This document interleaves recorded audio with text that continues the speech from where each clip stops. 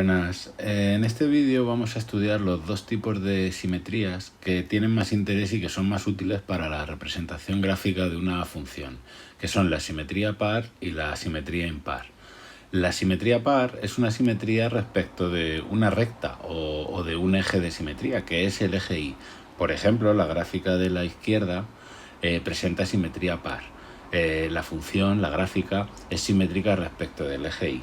Veremos con más detalle ahora después en qué consiste. Y veremos la simetría impar, que es una simetría de naturaleza distinta, es una simetría respecto de un punto, el origen, que es el centro de simetría.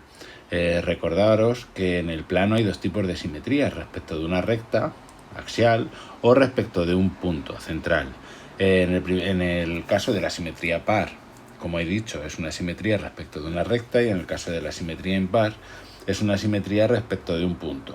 En el primer caso la recta es el eje Y y en el segundo el punto es el origen. Vamos ya a ver con más detalle de estos dos tipos de simetría. Bien, la simetría par. Se dice que una función es par si su gráfica es simétrica respecto al eje Y. ¿Y qué cumple su expresión algebraica? Que eso es lo que tendremos que hacer en muchos de los ejercicios, porque no tendré la gráfica de la función, sino que lo que tendré será la expresión algebraica. Pues comprobar que se cumple la siguiente condición. Una función f es par si cumple que f de x es igual a f de menos x para todo x de su dominio. Vamos a construir aquí en estos ejes una función par y vamos a ir viendo que cumple la condición que he puesto arriba.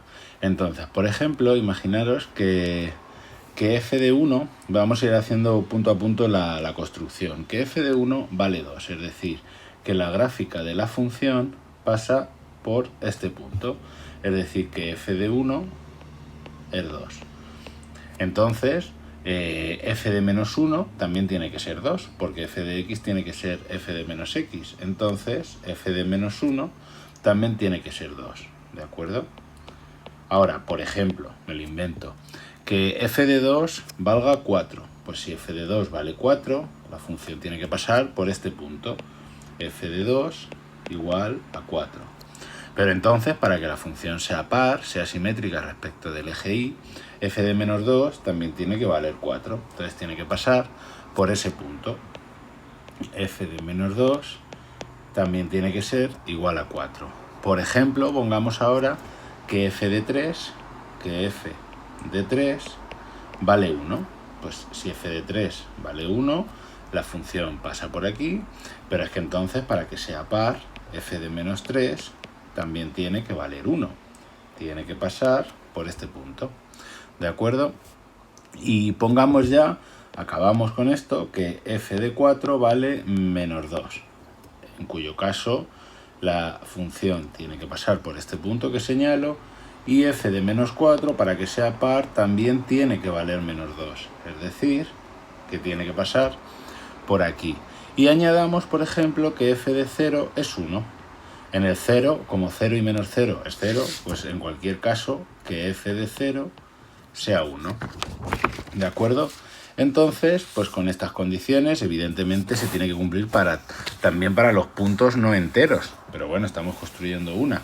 Pues si f de 0 es 1, es este punto, pues imaginaros ya que la función es esta. Así, ¿vale? Más o menos, sí que sigue para abajo. Y así, así, así, y que sigue para abajo. ¿De acuerdo? Esto es una función simétrica respecto del eje Y.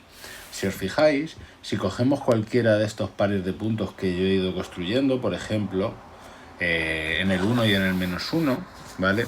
Los voy a llamar A y A', ¿vale? Si os fijáis, A y A' son puntos simétricos respecto de la recta Y igual a 0, respecto del eje Y, ¿vale? Si trazáis el segmento que los une, ¿de acuerdo? El punto del eje Y, el 0, 2, queda en el medio, ¿de acuerdo? Lo mismo pasa si, por ejemplo, yo cojo el menos 2, 4 y el 2, 4, que trazo el segmento que los une, y el punto medio queda en el eje Y, ¿de acuerdo? Bien, pues eso pasa con todos los puntos. En este caso, A' sería el simétrico de A respecto del eje Y. O aquí, si pongo B y B', pues B' sería el punto simétrico de B respecto del eje Y. ¿De acuerdo? Bien, pues como digo, ¿qué es lo que se tiene que cumplir entonces? La condición que se nos tiene que quedar es que f de x tiene que ser igual que f de menos x para todo x perteneciente al dominio de f. No es necesario que el dominio sea R. Lo que sí que es necesario es que f de x y f de menos x sean lo mismo para todo x del dominio, pero no tiene por qué ser todo R el dominio, ¿de acuerdo? De tal manera que vamos a ver ya algunos ejemplos. Las funciones más importantes de ejemplos pares.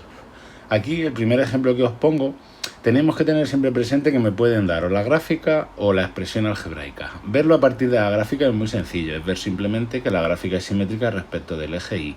Y verlo a partir de la expresión algebraica es comprobar que f de x y f de menos x coinciden. En este caso, fijaos, en este caso se cumple que f de menos x, claro, es la función constante 2.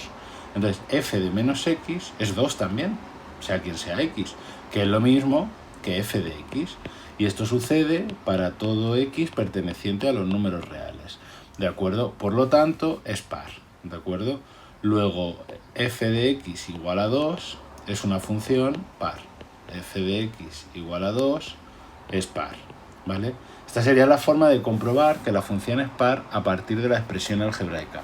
Aprovecho para deciros, que yo creo que es evidente, que toda función constante es par, ¿vale? Lo apunto. Toda función constante, claro, toda función constante, su gráfica es una recta paralela al eje x, con lo cual es una función simétrica respecto del eje y. Toda función constante es par. Toda función constante es par. ¿Vale?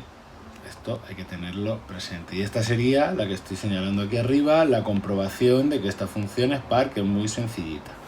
Vale, vamos a otro ejemplo típico de función par. ¿Por qué se le llama par? Pues porque en las funciones polinómicas que están formadas solo por términos de grado par, son funciones pares, ¿vale? Son funciones simétricas respecto del eje Y. En particular, la función cuadrado, la parábola de centro del origen y de expresión algebraica f de x igual a x al cuadrado, es una función par. ¿Cómo se comprueba respecto a partir de su expresión algebraica? Pues uno dice f de menos x. Claro, f de menos x es cambiar la x por menos x, eso sí, entre paréntesis, en la expresión algebraica. Es decir, esto es menos x al cuadrado, ¿vale? Que es lo mismo que x al cuadrado, es menos x por menos x, ¿vale? Y esto es lo mismo que f de x. Es decir, acá, y esto se cumple para todo x perteneciente a R. Es decir, acabamos de comprobar que para todo x, f de menos x y f de x coinciden. Por lo tanto, luego la función f de x igual a x cuadrado es par. F de x igual a x cuadrado es par. ¿De acuerdo? Esto, repito, sería la comprobación de que, a partir de la expresión algebraica, sin necesidad de mirar la gráfica, de que la función f de x igual a x cuadrado es una función par. Vale, vamos a ver otros dos ejemplos bastante clásicos, bastante típicos de funciones pares. ¿Vale? El primero es una función trigonométrica, que es la función f de x igual a coseno de x, que si no la habéis visto nunca, pues vamos a comentar algunas de sus propiedades. Por ejemplo, para que veáis cómo se representa, lo primero, el eje x. En el eje x está marcado los múltiplos de pi medios. En lugar de las unidades de 1 en 1, marcamos los múltiplos de pi medios para representar así mejor la gráfica. Y fijaos, algunos valores de la función son, por ejemplo, f de 0 es el coseno de 0. Ya sabéis que el coseno de el ángulo de amplitud 0 pues es 1, entonces pasa por el punto 0, 1.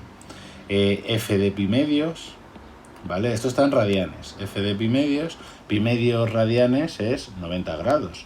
El coseno de 90 es 0, ¿vale? Esto es el coseno de pi medios, que es 0, ¿vale? Más valores, por ejemplo, f de pi radianes son 180 grados, pues es coseno de pi, que ya sabéis que es -1. Si esto no lo veis, es importante, bueno, pues que os dibujéis la circunferencia goniométrica del radio 1 y vayáis viendo los valores del coseno, ¿vale? Por ejemplo, y claro, ¿y qué sucede? Que si yo hago f de 2pi, 2pi son 360 grados, que es lo mismo que 0 grados. Entonces, esto es coseno de 2pi, ¿de acuerdo? Que vuelve a ser 1, ¿vale? Si os fijáis, esta es una función periódica, es decir, su gráfica se repite cada 2pi unidades. Si os fijáis, la gráfica desde menos 2pi hasta 0, aquí está el periodo, vamos a llamarle t al periodo, 2pi, es lo mismo que la gráfica de 0 a 2pi. Y así sucesivamente, es decir, el dominio de la función coseno de x es todo r, ¿de acuerdo? Es una función periódica de periodo 2pi, ¿vale? Es una función periódica de periodo 2pi. Función periódica de periodo 2pi. T le hemos llamado 2pi, ¿vale? Bien, pues vamos a comprobar que se trata de una función par. ¿Cómo se comprueba? Hombre, a partir de la gráfica se ve claramente que la gráfica de la función es simétrica respecto del eje y, pero vamos a comprobarlo a partir de la expresión algebraica. Entonces nos preguntamos por f de menos x. F de menos x es ir a la expresión algebraica y donde pone x poner menos x entre paréntesis. Esto es coseno de menos x, ¿sí? Pero si recordáis del tema de trigonometría, el coseno de un ángulo y de su opuesto son iguales, con lo cual el coseno de menos x es lo mismo que el coseno de x. Con lo cual, y el coseno de x es f de x. Y esto se cumple para todo x perteneciente a r, ¿de acuerdo? Con lo cual hemos comprobado que se trata de una función par, puesto que para todo x perteneciente a r, f de x coincide con f de menos x, ¿vale? Luego, f de x igual a coseno de x es una función par. Es par, ¿vale? Bien, vamos a pasar ya a la siguiente función. La siguiente función es f de x igual a valor absoluto de x. Muchas veces esta función, en lugar de expresarse así, se expresa como una función definida a trozos. Es muy sencillita, pero bueno, es muy útil. La voy a poner aquí, que no la había puesto. ¿Cómo podemos definir esta función en dos ramas? Pues es muy sencillo de razonar. Fijaos, si el número es negativo, el valor absoluto me devuelve su opuesto. Es decir, el valor absoluto de menos 3 es más 3, de menos 4 es más 4. Es decir, si el número es negativo, ¿cuánto vale el valor absoluto de x? Su opuesto. Eso si x es negativo, ¿vale? Y si el número es positivo, lo deja como está. El valor absoluto de 5 es 5, el valor absoluto de 2 es 2. Si x mayor que 0. Bien, y aquí, en el dominio de cada rama, faltaría por incluir x igual a 0. En cualquiera de los dos casos da 0, podéis poner el igual en la rama que queráis. Por ejemplo, vamos a ponerlo en esta. También se podría poner en la primera rama, ¿vale? Bien, pues, bueno, no hacía falta escribirlo a ramas para comprobar que es una función par. Pero bueno, me quería recordar cómo se puede expresar el valor absoluto como una función a ramas. Vamos a comprobar que esta función es par. ¿Cómo? Pues nada, calculando f de menos x. Yo me pregunto, ¿quién es? Vamos a separar por aquí, ¿quién es f de menos x? F de menos x es el valor absoluto de menos x, pero es que el valor de menos x es exactamente lo mismo que el valor absoluto de menos x, perdón, es exactamente lo mismo que el valor absoluto de x, que es f de x, con lo cual se cumple que f de menos x es igual a f de x para todos los números reales. El dominio de esta función también son todos los números reales, ¿de acuerdo? Luego la función f de x igual a valor absoluto de x es par, ¿vale?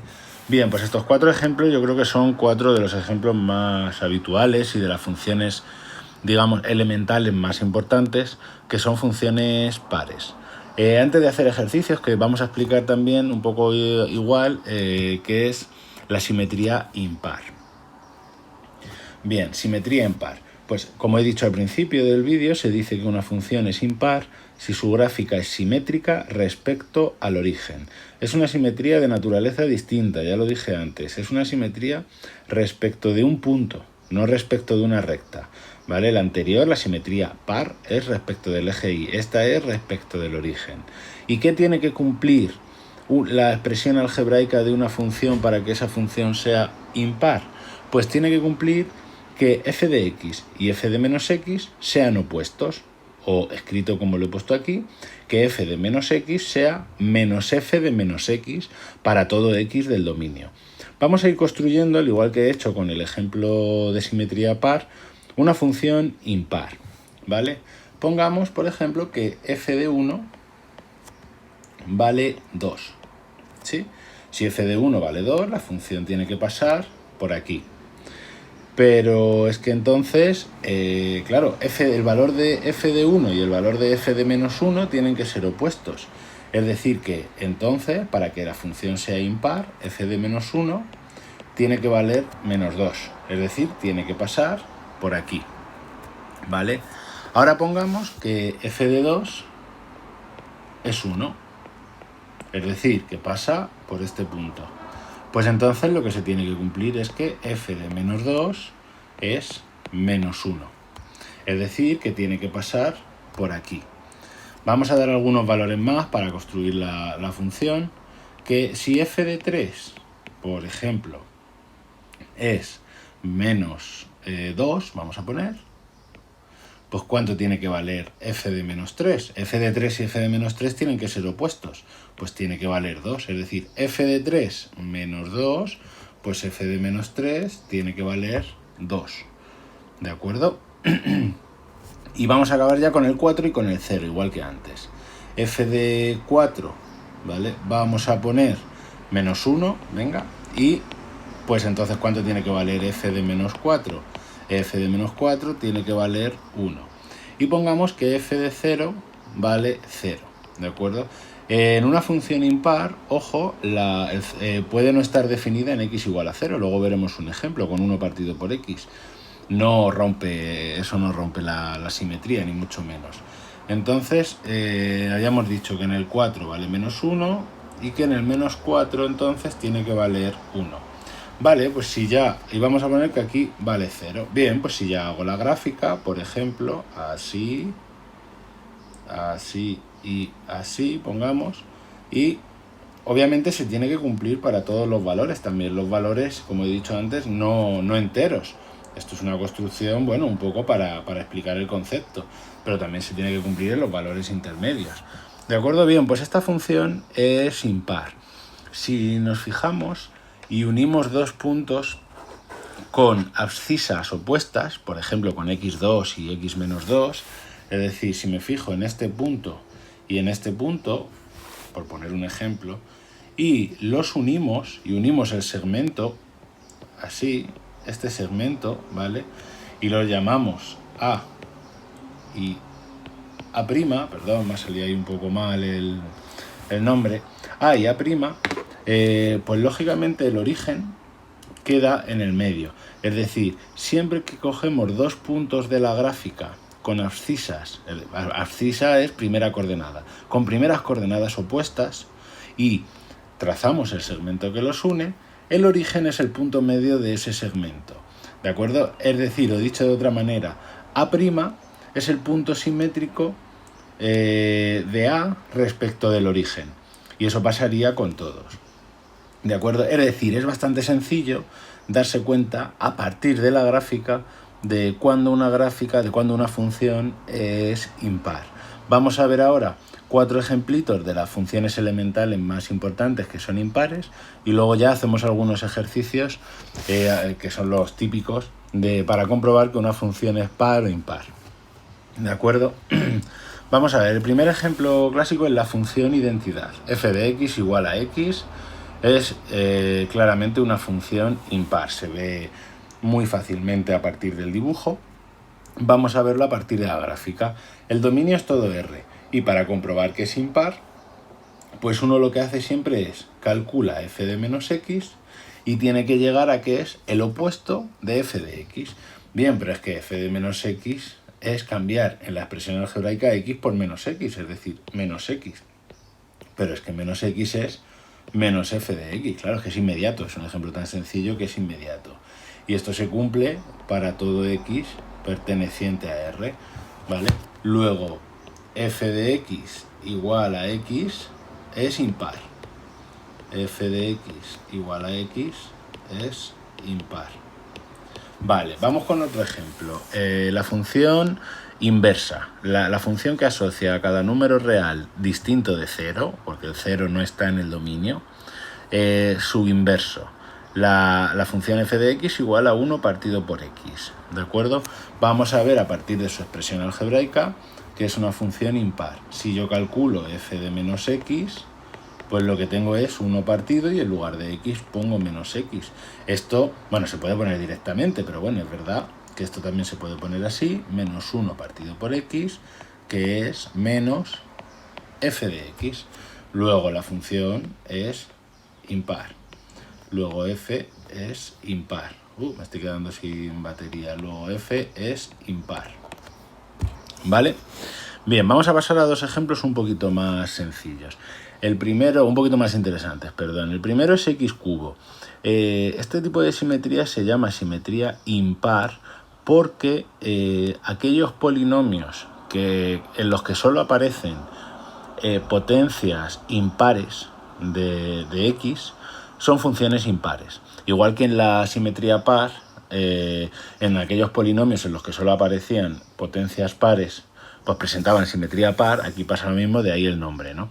Entonces, si os fijáis, la gráfica es claramente simétrica respecto del origen. Pues simplemente vamos a comprobar a partir de la expresión algebraica que f de menos x cumple que es el opuesto de f de x. F de menos x es, me voy a la expresión algebraica y donde pone x, pongo menos x entre paréntesis y lo elevo al cubo. Pero es que esto es menos x por menos x por menos x. O sea, el resultado es negativo y es lo mismo que menos x cubo. Pero es que menos x cubo es menos f de x. Y esto se cumple para todo x perteneciente a R. Luego la función f de x igual a x al cubo es impar. ¿De acuerdo? Vale, ahora esta es muy parecida, pero distinta, a la función f de x coseno de x. Algunos valores, voy a dar algunos valores como he hecho con el coseno. Fijaros, f de 0 sería el seno de 0. Ya sabéis que el seno del ángulo 0 es 0, por eso pasa por el origen, es una función que pasa por el 0, 0. De nuevo, el eje x, la escala del eje x está en múltiplos de pi medios, que es la forma más adecuada de representar las funciones trigonométricas. Y por ejemplo, f de pi medios, en radianes por supuesto, f de pi medios radianes ya sabéis que es 90 grados, es un ángulo recto, es el seno de 90 o seno de pi medios, que ya sabéis que es 1, por eso pasa por el punto pi medios 1, que es este, ¿de acuerdo? F de pi radianes son 180 grados, es lo mismo que seno de pi, y ya sabéis que el seno de 180 es 0, por eso pasa por ese punto. Y vamos a ver, por ejemplo, otro valor, f de 2pi, 2pi es 0 grados porque es 360, pero es como 0, seno de 2pi, ¿de acuerdo? Que también es 0. Vuelve a pasar lo mismo que en la anterior, que si os fijáis, desde menos 2pi hasta 0, bueno, no tiene por qué ser desde menos 2pi, si cojas cualquier tramo de amplitud 2pi, la función se repite, es decir, es una función de nuevo periódica de periodo 2pi, ¿vale? Si os fijáis, aquí este sería el periodo. Es decir, realmente la ventaja que tienen las funciones periódicas es que para representarlas gráficamente nos podemos ceñir a un periodo, es decir, yo represento la gráfica, por ejemplo, en este caso entre 0 y 2pi, y ya sé cómo va a ser la gráfica en todo R, porque es una copia porque es una función periódica de periodo 2pi. ¿De acuerdo? Lo escribo, f de x, que tengáis aquí alguna propiedad, igual a seno de x, es una función periódica de periodo 2pi es periódica de periodo t igual a 2pi, igual que el coseno de x, ¿vale? Y vamos a ver también que es una función impar, ¿de acuerdo? ¿Cómo vamos a ver que es una función impar? Pues calculando f de menos x. F de menos x, ¿quién es? Es el seno de menos x, ¿de acuerdo? Pero es que, venga, voy a hacer aquí la circunferencia goniométrica para que lo recordéis. Si yo marcaba el ángulo x, ¿vale? Si este es el ángulo x, pues este es el ángulo menos x. Y fijaros que el seno, que es la parte vertical, son opuestos, ¿de acuerdo? Eso sería el seno de x y este sería el seno de menos x. ¿De acuerdo? Si recordáis del tema de trigonometría, el seno de un ángulo y de su ángulo opuesto son valores opuestos, es decir, que esto es menos el seno de x. ¿Vale? Tienen este tramo y este segmento vertical y este segmento vertical miden lo mismo, pero en el primer caso es positivo y en el segundo caso es negativo, ¿vale? Y esto es f de x.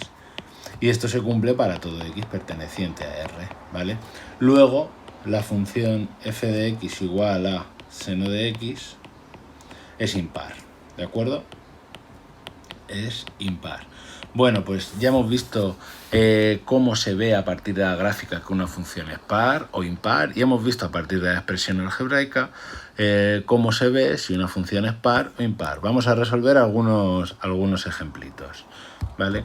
Lo primero, lo habitual, aquí ya tenemos funciones, fijaos, son funciones polinómicas de grado 4, 3 y 4 respectivamente, que hasta bachillerato no aprenderéis a resolver, hace falta saber derivar y hace falta saber un poquito más.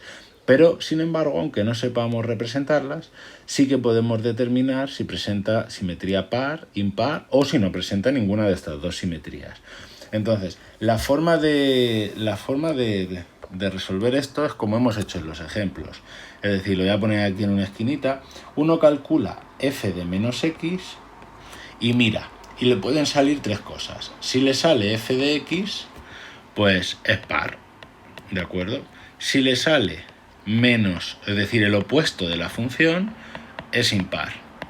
Y si no le sale, y si lo que le sale es distinto de las dos anteriores, pues no presenta simetría ni par ni impar, ¿de acuerdo? Ninguna de las dos.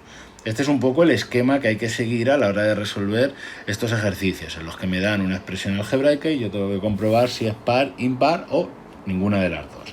Entonces, para este primer ejemplo, pues yo calculo f de menos x. ¿Y en qué consiste calcular f de menos x? Repito, en cambiar x por menos x entre paréntesis, menos 2 por menos x al cuadrado. Y ahora desarrollo teniendo en cuenta los signos. Menos x a la cuarta, pues exponente 4, base negativa, pues esto es lo mismo que x a la cuarta. Menos 2 y menos x al cuadrado es lo mismo que x al cuadrado. Pero claro, esta función, esto es lo mismo que f de x, ¿de acuerdo? Con lo cual la función es par, ¿vale? Ya habíamos dicho antes que la simetría se llama simetría par porque todos los polinomios que solo presentan términos de grado par son funciones pares. Este es un ejemplo, ¿vale? Esta función, este polinomio, solo tiene potencia 4 y exponente 4 y exponente 2 en sus términos, con lo cual sabemos que es una función par, ya de antemano. De ahí el nombre. Veamos el segundo ejemplo, que ya salta a la vista, canta bastante, la verdad, porque es un polinomio que presenta un término de grado 3 y un término de grado 1. Los dos términos son de grado impar, con lo cual, con lo que he dicho antes, pues se ve que va a ser una función impar. Vamos a comprobarlo. F de menos x es igual a... El primer menos le copio, tal cual. Y ahora donde pone x cubo, pongo menos x al cubo. Más 2 por menos x, ¿de acuerdo? Bien, pues ahora menos x al cubo, menos x entre paréntesis al cubo, es menos x cubo. Y menos con menos va a ser más, es decir, que esto va a quedar x al cubo y luego más con menos menos, menos 2x. Bien, y tenemos que ver si esto es f de x menos f de x o ninguna de las dos. Si no lo veis, aunque en este caso es muy sencillito, pues en algún caso, sobre todo cuando son cocientes, os podéis escribir quién es menos f de x. No hace falta, esto es muy sencillito. Menos f de x es cambiarle el signo a todo. Es x cubo menos 2x. Entonces se ve que lo que nos ha salido al hacer f de menos x es lo mismo. Entonces esto es menos f de x, con lo cual la función es impar. ¿De acuerdo? Bien, pasamos ahora, fijaos que es un polinomio que tiene 1 de grado 4 y 1 de grado 3. Pues vamos a ver qué sucede cuando hacemos f de menos x. F de menos x es menos x a la cuarta menos x al cubo. ¿De acuerdo? Y esto es x a la cuarta, ¿sí? Y ahora, menos con menos, porque, claro, fijaos que menos x pasa lo mismo de antes. Menos x al cubo es menos x al cubo. Menos x, entre paréntesis, al cubo es menos x cubo. Con lo cual, esto es menos, se puede escribir un pasito más, así. Menos x cubo, esto es x cuarta más x cubo, ¿vale? Con lo cual, fijaos, no coincide con f de x, pero es que tampoco coincide con su opuesto, porque menos f de x sería menos x cuarta más x cubo. Una forma mejor de escribirlo podría ser esta, distinto de más menos f de x. Luego, ni par ni impar, ¿vale? No presenta simetría par ni impar. No presenta simetría par ni impar. Par ni impar. ¿De acuerdo? Bueno, todo esto ya se podía ver por lo que había comentado de los grados. Vamos a pasar a uno un pelín más difícil. Vamos a ver ahora estos cocientes. Hay que determinar lo mismo, si son pares, impares o no presentan simetría. Son funciones que hasta bachillerato no vais a aprender a representar. Hay que saber hacer límites y derivadas y de momento no. Pero de las cuales podemos saber si son simétricas. Entonces, vamos a ver f de menos x en este primer caso, que yo creo que ya se ve, ¿no?, a ojo que va a ser par, porque aparece x cuarta, que se va a quedar igual, y x cuadrado, que se va a quedar igual, con lo cual se ve bastante claro que va a ser una función par.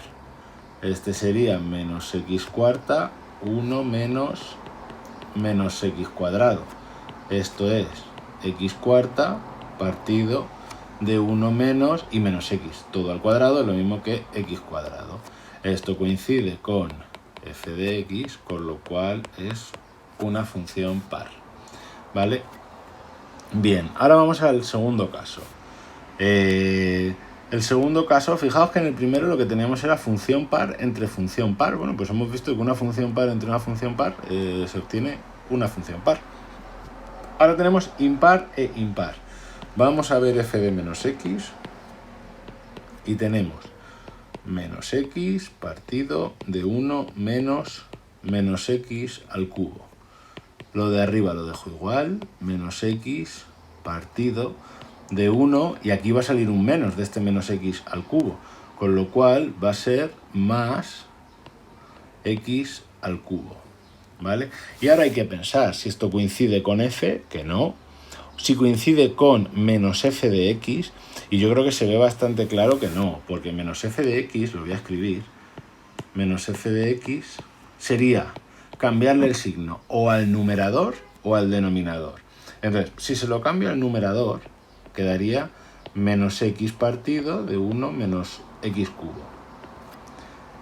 Y si se lo cambio al denominador, dejo lo mismo el de arriba, pero entonces en este caso quedaría menos 1 más x cubo. Se puede expresar de estas dos maneras. Recordad que si yo multiplico una fracción por menos 1, pues puedo multiplicar su numerador o su denominador. Pero en cualquier caso, no coincide con el opuesto de la función, con lo cual no obtenemos ni f de x ni menos f de x. Con lo cual, distinto, como lo hemos escrito antes, de más menos f de x no presenta simetría ni par ni impar. No presenta simetría ni par ni impar, ¿vale? Vale, y vamos con el último ejemplo, que es el cociente de una función impar, x cubo y x tiene, entre una función par. Vamos a ver qué obtenemos. Como siempre, calculamos f de menos x y tenemos menos x al cubo más 2 por menos 1 partido de menos x al cuadrado menos 5. Vale, por menos 1, menos x, ¿vale? Menos 5 ahí, vale. Aquí quitamos los paréntesis teniendo en cuenta los signos. Esto va a ser menos con menos, pues va a quedar x cubo menos 2x, porque más con menos es menos. Y aquí se queda igual, x cuadrado menos 5. Vale, pues ahora observamos la función f y fijaos que hemos dejado igual el denominador, se ha quedado el denominador igual, y el numerador, en el numerador tenemos el opuesto, es decir, que f de menos x tiene arriba el opuesto y abajo lo mismo, pues eso es menos f de x, ¿sí? Si queréis lo escribimos aquí. ¿Quién es menos f de x? Pues si yo dejo igual el denominador, arriba lo que tengo que hacer es multiplicar por menos 1 y tengo x cubo menos 2x, ¿vale? Con lo cual esto es menos f de x. En conclusión, pues lo que tenemos es que la función es impar, ¿vale? Bien, ¿qué ventaja tiene, que no lo he dicho, por cierto, que una función sea par o impar? Que cuando uno se encuentra con funciones de este tipo, como cualquiera de estas tres que tenemos aquí, y la tiene que representar, que lo haréis en bachillerato, pues basta con representarla desde 0 hasta infinito, porque la otra mitad de función ya sabéis cómo va a ser, al saber que es par o al saber que es impar. Entonces tiene mucha ventaja porque nos ahorra mucho trabajo. ¿De acuerdo? Vamos a hacer unas cuantas cuestiones de verdadero o falso y con esto ya terminamos el vídeo. Todavía no, perdón, todavía me quedan productos, que había puesto una diapositiva de productos de funciones. Vamos a ver si es lo mismo, si estas son pares o impares. Venga. Aquí, el producto de x por el valor absoluto de x. F de menos x, si yo cambio x por menos x, tengo menos x por valor absoluto de menos x. Aquí saco el menos y me queda x por, y el valor absoluto de menos x es lo mismo que el valor absoluto de x. Con lo cual, lo que me queda es menos f de x, ¿de acuerdo? Si f de menos x es menos f de x, pues la función es impar, ¿vale? Ahora, fijaos que lo que he hecho ha sido multiplicar una función impar por una par. X es una función impar y el valor absoluto de x es una función par. Y al multiplicarla me ha quedado una función impar. Vamos a ver este segundo ejemplo. El producto de x por seno de x. ¿De acuerdo? La función x es impar y la función seno de x también es impar. Vamos a ver cómo queda. F de menos x es igual a menos x por seno de menos x. Esto es menos x por, y seno de menos x es menos seno de x. Voy a dar un pasito más. Y ahora menos por menos más, pues queda x por seno de x, que es f de x. Con lo cual es par. Esto nos hace sospechar, bueno, nos hace ver que el producto de dos funciones impares es par. Bueno, habría que probarlo en general, esto no es nada más que un ejemplo. Y en el primero, en el de x por valor absoluto de x, nos hace sospechar que el producto de una función impar por una función par es una función impar, pero habría que probarlo, ¿de acuerdo? Bien, y tangente de x. Vamos a ver si la función tangente de x es par o impar.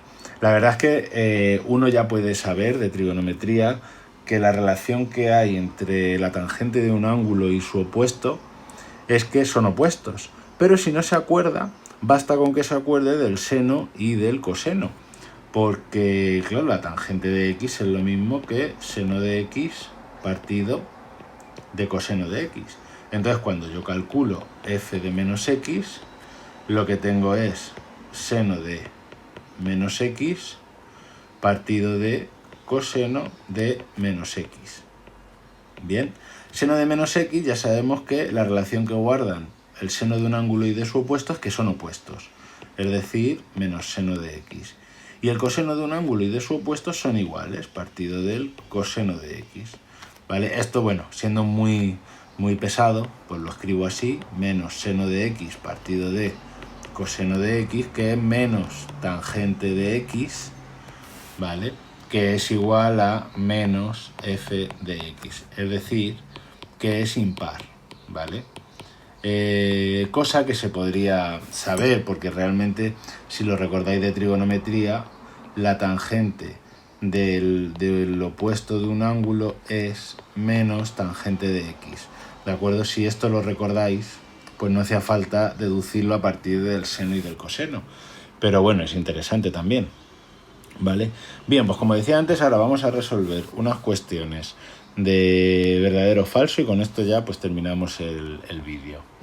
Venga, hay que demostrarlas, como siempre, en las verdadero o falso, hay que, en caso de que sea verdadero, demostrarlo, y en el caso de que sea falso, poner un ejemplo que ponga de manifiesto que esa afirmación no es verdad, ¿de acuerdo? La primera, la suma de dos funciones pares es una función par. Bueno, pues para comprobarlo, hombre, la verdad es que uno lo piensa y la verdad es que uno sospecha que sí, que tiene toda la pinta de que sí. Porque hemos visto que x cuadrado más x cuarta, por ejemplo, pues es una función par, pero hay que probarlo. ¿Cómo se prueba en general? Pues uno dice, sean f de x y g de x, dos funciones cualesquiera, pares, ¿vale?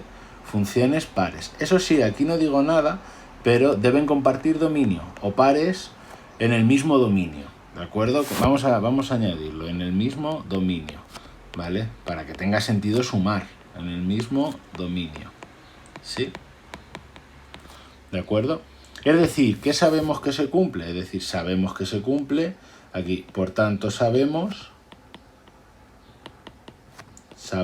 que f de menos x es lo mismo que f de x y que g de menos x es lo mismo que g de x, ¿vale? Para todo x del dominio común que tienen f y g. Bien, y yo que me estoy preguntando por, como en la función f más g, es decir, yo me estoy preguntando por f más g y voy a calcularla en menos x, ¿vale? La función suma, ¿cómo se define? Pues se define como f de menos x más g de menos x. Pero es que, como sabemos que f y g son funciones pares, f de menos x es f de x. Y g de menos x es g de x. Con lo cual, esto es f de x más g de x, que es, por definición, la función suma en x, ¿vale? En x. Es decir, por tanto, la función efectivamente es par, es verdadero, ¿de acuerdo? Acabamos de ver que es verdadero. Por tanto, ¿qué hemos comprobado? Que quede claro que f más g de menos x es lo mismo que f más g de x cuando f y g son funciones pares. Con lo cual, efectivamente, la suma de dos funciones pares es una función par. Vamos a ver si sucede lo mismo con la suma de dos funciones impares. Hay que hacerlo exactamente igual. ¿De acuerdo? Uno no puede poner un ejemplo. Si es verdadero, uno no puede poner un ejemplo porque me están preguntando si siempre que yo sumo dos funciones impares, el resultado es una función impar. En cambio, cuando sea falso, basta con poner un ejemplo que lo ponga de manifiesto, ¿vale? Aquí, si uno busca ejemplos, bueno, pues uno sospecha, por lo que os he dicho antes, si yo considero la función x más x cubo, pues uno ve que esa función es impar, entonces uno sospecha que esto va a ser verdadero, entonces pues lo ataca intentando demostrarlo y dice, sean f de x y g de x, de nuevo, funciones impares en el mismo dominio, la coletilla esta la mantenemos, funciones impares en el mismo dominio, para que tenga sentido la suma, si no, no tendría sentido, ¿vale? Por ser impares sabemos, ¿vale? Por ser impares se tiene que, pues lo de siempre, que f de menos x es menos f de x y que g de menos x es menos g de x, ¿vale? Y yo que me pregunto por la función suma, es decir, yo para saber si la función suma es impar, Pues yo considero f más g en menos x.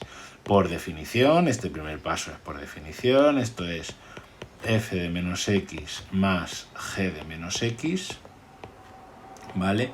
Y ahora, como f y g son impares, ¿vale? Aquí en este pasito lo que estoy usando es que f y g impares, ¿vale? Pues lo que tengo es que esto es menos f de x más con menos g de x, por ser impares, ¿se ve? Y ahora yo lo tengo que relacionar con f más g, pero claro, es que esto es lo mismo que menos f de x más g de x, que es lo que yo buscaba, es decir, es igual a menos, y ahora ya sí, esto es por definición, porque ya estaba hecho realmente, esto es menos f más g en x. Es decir, fijaros de dónde hemos partido y a dónde hemos llegado, ¿de acuerdo? La función f más g en el menos x es el opuesto de la función f más g en x, con lo cual es impar, con lo cual, efectivamente, la suma de dos funciones impares siempre es una función impar. Bueno, es una buena forma también a veces si me ponen una expresión algebraica que es suma de dos impares y no quiero verlo todo de golpe, pues de probar que es impar o que es par. O sea que acabamos de ver que si sumo dos funciones pares el resultado es par y si sumo dos funciones impares el resultado es impar. O sea que ambas son verdaderas. ¿Vale? Pasamos al siguiente. Ahora lo mismo, pero con producto. Dice, el producto de dos funciones pares es una función par. Y uno, pues para saber un poco a dónde va, pues lo puede pensar con polinomios. Dice, x cuadrado por x cuadrado. Pues x cuadrado por x cuadrado es x cuarta, que es par. ¿Vale? O coseno de x por coseno de x, que es coseno cuadrado de x, pues también va a ser par. Es decir, uno pues sospecha que sí, entonces lo ataca intentando demostrarlo. ¿De acuerdo? Entonces hay que proceder exactamente igual. Sean f de x y g de x dos funciones pares en el mismo dominio. Dos funciones pares en el mismo dominio. Lo del mismo dominio es una coletilla que hay que poner para que tenga sentido la suma. ¿De acuerdo? Yo cuando considero dos funciones y las sumo, tiene que ser en el mismo dominio, ¿vale? Entonces, yo me pregunto, sabemos, por ser pares,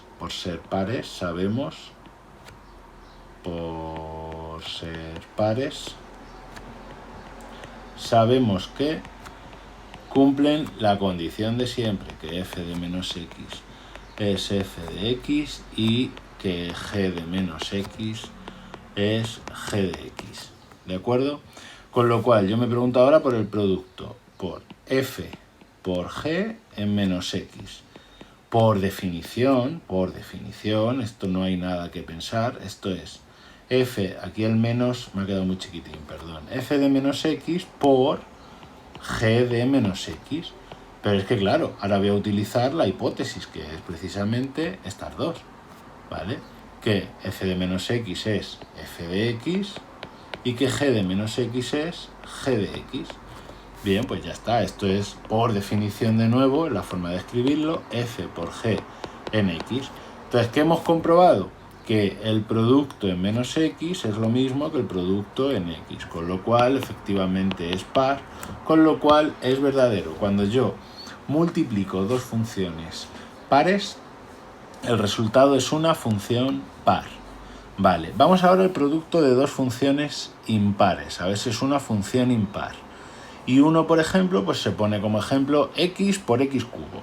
Pues resulta que, claro, que si yo pienso en polinomios, que son los ejemplos más sencillos, y yo digo, el producto de x por x cubo es x a la cuarta, que es par.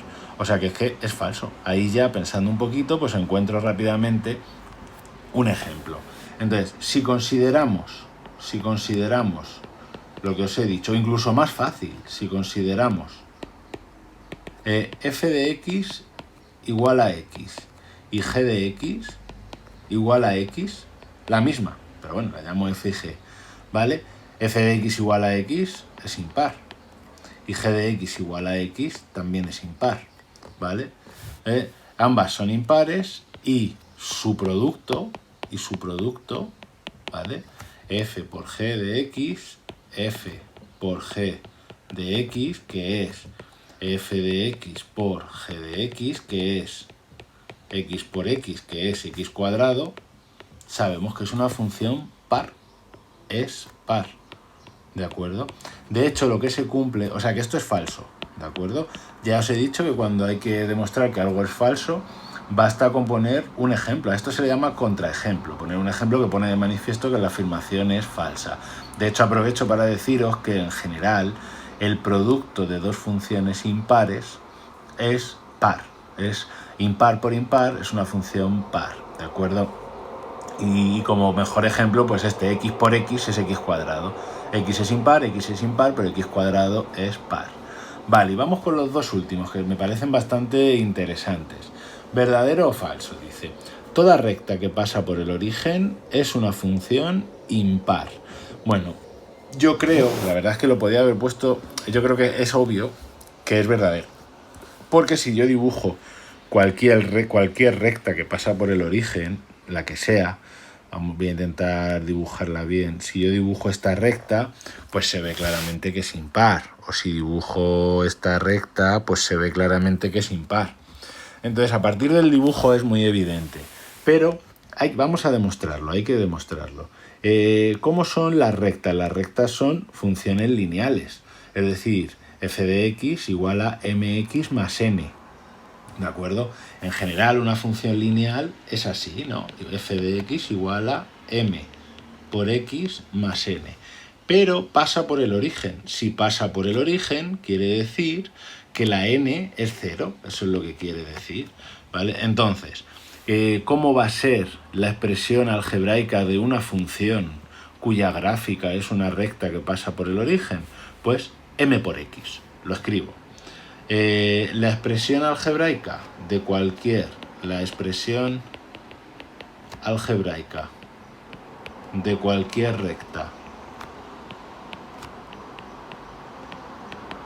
que pasa por el origen,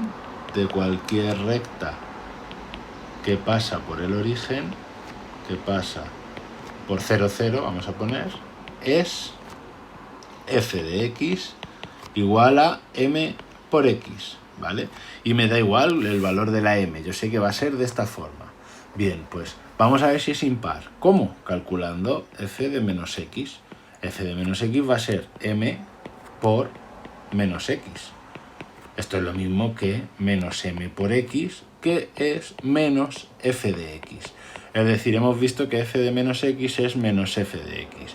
Luego es verdadero, ¿vale? Y efectivamente estas funciones son impares, ¿vale? Es decir, todas las rectas que pasan por el origen, que su expresión algebraica es así, son las llamadas funciones de proporcionalidad directa habitualmente.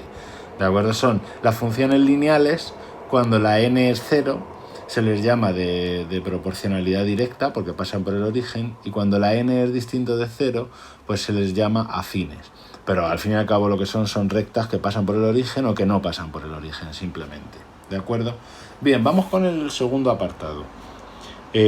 Toda parábola cuyo vértice está en el eje y ya con este acabo, toda parábola cuyo vértice está en el eje y es una función par. Bueno, pues si uno hace dibujos, por ejemplo, así y así, pues uno ve que sí, ¿no? Que es una función par. O la x cuadrado, ¿no? La x cuadrado que pasa por el 1, 1, por el 2, 4, hace así. Si yo la dibujo, la hemos dibujado al principio del vídeo, pasa por aquí, pues efectivamente, ¿no? Parece ser que sí. El vértice de la primera que he dibujado es el 0,4, el vértice de la segunda que he dibujado es el origen, son vértices que están en el eje Y. Bien, ya sabéis que las parábolas en general cumplen esto, que su expresión algebraica es de esta forma, ax cuadrado más bx más c, ¿vale? Y que el vértice, y que la primera coordenada del vértice, es, esto lo tenéis que saber, es menos b partido de 2a. Esto es en general, para todas las parábolas, ¿de acuerdo? Esto que estoy aquí señalando es en general para todas las parábolas. Pues bien, una parábola cuyo vértice está en el eje Y quiere decir que la primera coordenada del vértice es 0, es decir, que menos b partido de 2a es 0, pero para que menos b partido de 2a sea 0, lo que tiene que suceder es que la b sea 0. Con lo cual, la expresión algebraica de todas las parábolas cuyo vértice está en el eje Y es de la forma f de x igual a ax cuadrado más c. Es decir, desaparece el sumando b por x. Lo escribo y sobre esa expresión algebraica es sobre la que comprobaremos que efectivamente la función es par, ¿vale? Pero lo escribo. La primera, si el vértice, aquí, si el vértice está en el eje Y, si el vértice está en el eje Y, su primera coordenada es 0. Su primera coordenada es 0. Luego, menos b partido de 2a tiene que ser 0. Y como a es distinto de 0, porque si no, no sería una parábola, entonces se tiene que la b es 0, ¿vale? Por tanto, la expresión algebraica de cualquier función, por tanto, la expresión algebraica de cualquier función,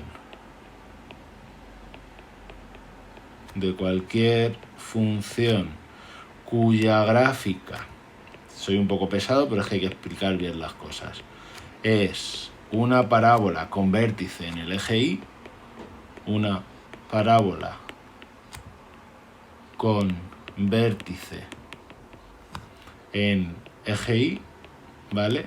Es de la forma, y lo pongo aquí, f de x igual a ax cuadrado más c. Bien, y me están diciendo que toda parábola cuyo vértice está en el eje Y es una función par. Bien, pues lo que tengo que comprobar es con esta expresión algebraica cuánto vale f de menos x, y el ejercicio ya pues está hecho. Esto es a por menos x al cuadrado más c, pues que efectivamente es ax cuadrado más c, que es lo mismo que f de x, ¿vale? Con lo cual hemos comprobado que efectivamente es par. Lo interesante de este ejercicio es caer en la cuenta de cómo es la expresión algebraica de una parábola cuyo vértice está sobre el eje Y, ¿de acuerdo? Con lo cual, efectivamente son funciones pares. A todo esto era algo evidente, tanto el 5 como el 6, el anterior como este, que sobre el dibujo se ve. Se ve, por supuesto, que en el caso de la recta que pasa por el origen va a ser una función impar, sea la que sea, y en el caso de una parábola cuyo vértice está en el eje Y también se ve sobre el dibujo que lo va a ser, pero se trata de comprobarlo algebraicamente, de demostrarlo, ¿de acuerdo? Entonces, bueno, pues este también es verdadero. Y nada, pues hasta aquí este vídeo, espero que os haya ayudado a comprender las simetrías par e impar de una función. Y nada, pues hasta la próxima. Adiós. Adiós.